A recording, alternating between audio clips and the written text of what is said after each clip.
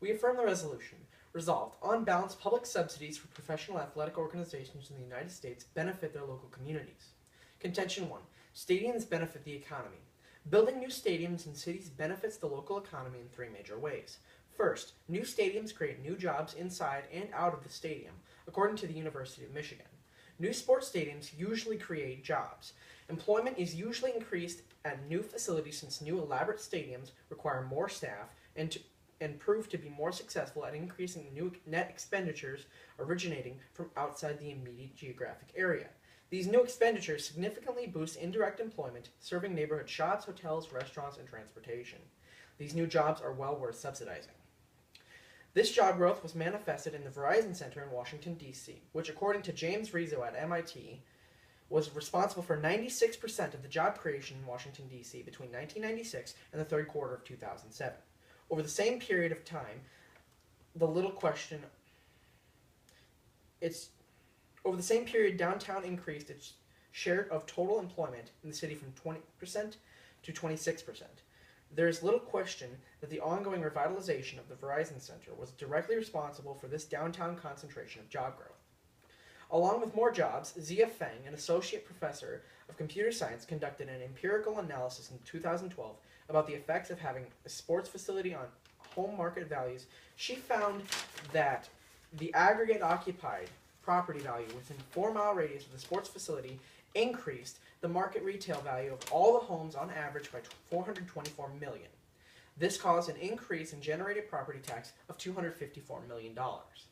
Finally, the branding that comes with stadium naming, Eli Niels shows, helps a sports stadium provide and sustain a large economic gain to the city. From a marketing perspective, sponsorship is a rapid and effective way for a brand to establish a high level of awareness in a new geographic market, and to sustain awareness in the future. Sponsorship deals for more than 10 years are common, serving as part of a long-term marketing strategy. Contention 2. Charitable giving. Professional sports teams require public funds. For instance, just 3 of the NFL's 31 stadiums were originally built without public funds. Professional sports teams also help local communities, Bloomberg explains. 24 teams in each league have their own foundations. They give an average of $115 million annually in grants, breast cancer awareness, green initiatives, and youth health and football included.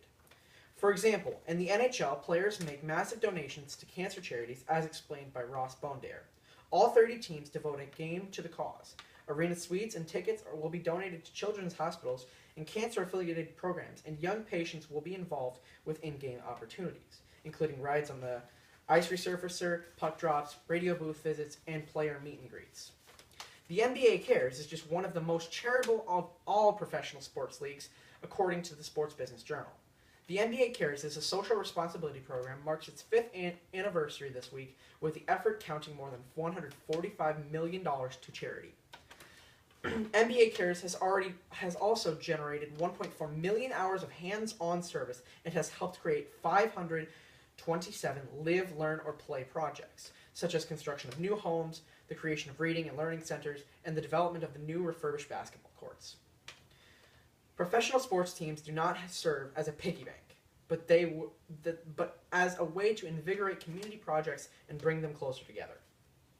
Contention 3, civic pride. The mere existence of a sports team provides a unique benefit to an individual's quality of life, Gerald Carino of the Business Review explains. The root for local athletes look forward to reading about the success and failure in the newspaper and share the citywide joy when the home team wins a championship. This joy is not shared among winning teams, Queen Arson of O'Malley says. There are hundreds of teams whose clubs' names are synonymous with losing, and most of them seem to be doing pretty okay in the area of moral support. First, we see increased happiness, as Jordan Rapport of the Economic Review explains, that hosting a franchise increases the happiness of all metro area residents, regardless of their being sports fans, and hosting a sports team contributes to a sense that one lives in a world-class city. But this happiness extends only outside of the stadium and to the home. Jackie Donovan reports to Forbes that happy employees are 180% more energized than than their less content colleagues. 155% happier with their jobs, 150% happier with life, and 108% more engaged and 50% more motivated. Most staggeringly, they are 50% more productive too. Because we want our economy to benefit and our people to be happier too, we vote pro.